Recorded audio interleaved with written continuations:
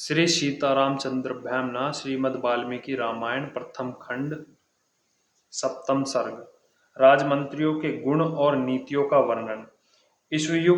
इक्ष्वाकुवंशी वीर महामना महाराज दशरथ के मंत्रियोजनोचित गुणों से संपन्न 8 मंत्री थे, जो मंत्रों के तत्व को जानने वाले और बाहरी चेष्टा देखकर ही मन के भाव को समझ लेने वाले थे। वे सदा ही राजा के प्रिय एवं हित में लगे रहते थे, इसलिए उनका यश बहुत फैला हुआ था। वे सभी शुद्ध आचार विचार से युक्त थे और राजकीय कार्यों में निरंतर संलग्न रहते थे।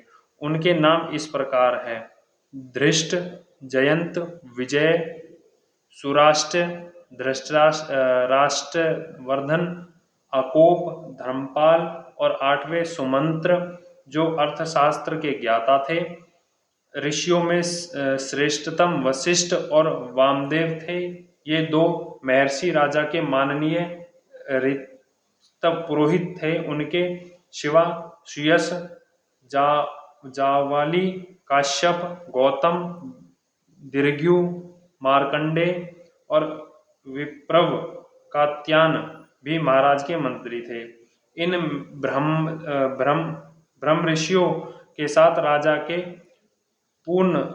पूर्वप्रगत ऋषित्व भी सदा मंत्रियों का कार्य करते थे। वे सब के सब विद्वान होने के कारण विनयशील, संलग्न, कार्य कुशल, जितेंद्रिय, श्री संपन्न, महात्मा, शस्त्र विद्या के ज्ञाता, श्रेष्ठ, पराक्रमी, यशस्वी, समस्त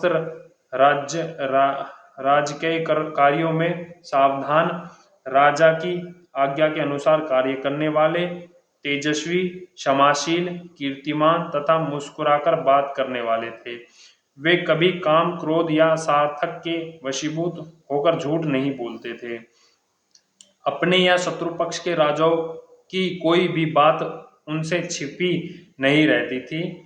दूसरे राजा क्या करते थे, क्या कर चुके हैं और क्या करना चाहते हैं, ये सभी बातें गुप्तचरों द्वारा उन्हें मालूम रहती थी। वे सभी कुशल थे।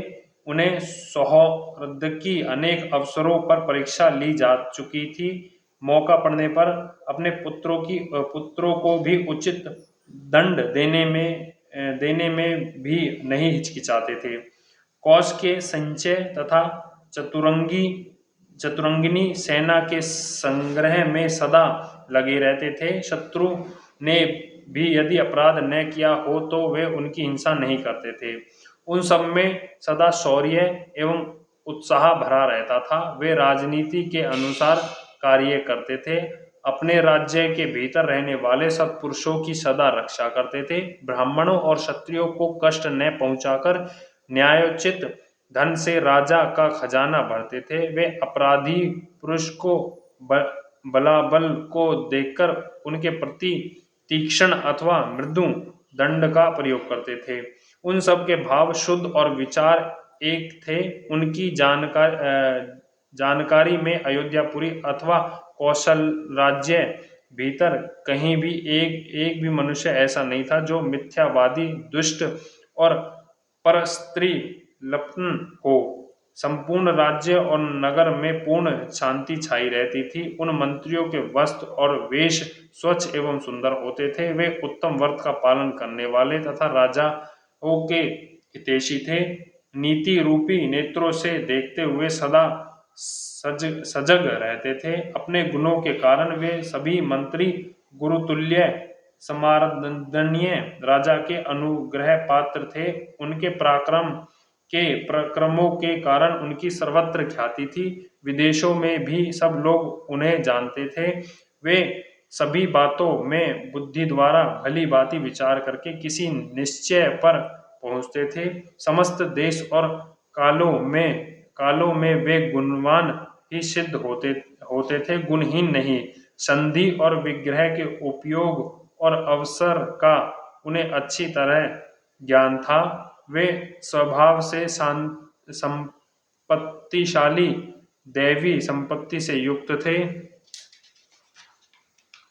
उन्हें राजकीय मंत्रणा को गुप्त रखने की पूर्ण शक्ति थी, सूक्ष्म विषय का विचार करने में कुशल थे, नीति शास्त्र में उनकी विशेष जानकारी थी तथा वे सदा ही प्रिय लगने वाली बात बोलते थे। ऐसे गुणवान मंत्रियों के साथ रहकर निष्पाप राजा दशरथ उस भूमंडल का शासन करते थे। वे गुप्तचरों के द्वारा अपने और शत्रु राज्य के वितृत्व पर दृष्टि रखते थे, प्रजा का धर्म पूर्वक पालन करते थे तथा प्रजा पालन करते हुए अधर्म से दूर ही रहते थे। उनकी तीनों लोकों में प्रसिद्धि थी। वे उदार और सत्य प्रतिज्ञा थे। पुरुष सिंह राजा दशरथ अयोध्या में ही रहकर इस पृथ्वी का शासन करते थे। उन्हें कभी अपने से बड़ा अथवा अथवा अपने समान भी कोई शत्रु नहीं मिला था। उनके मित्रों की संख्या बहुत थी। सभी समान उनके चरणों में मस्तक झुकाते थे। उनके प्रताप से राज्य के सारे कंटक शत्रु और एवं चोर आदि नष्ट हो गए थे। जैसे देवराज इंद्र स्वर्ग में रहकर तीनों लोकों का पालन करते हैं, उसी प्रकार राजा दशरथ अयोध्या में रहकर संपूर्ण जगत का शासन करते थे। उन्हें मंत्री मंत्र ना को गुप्त रखने तथा राज्य के हित साधन में संलग्न रहते थे। वे राजा के प्रति अनुरक्त, कार्यकुशल और शक्तिशाली थे।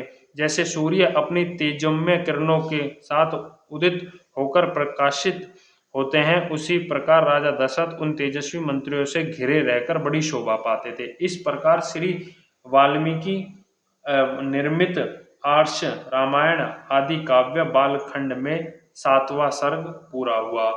बोल सियापति रामचंद्र की जय। भरत शत्रुघ्न भगवान की जय हो। लक्ष्मण भगवान जय हो। सीता माता की जय हो। जय जय सियापति रामचंद्र की जय हो।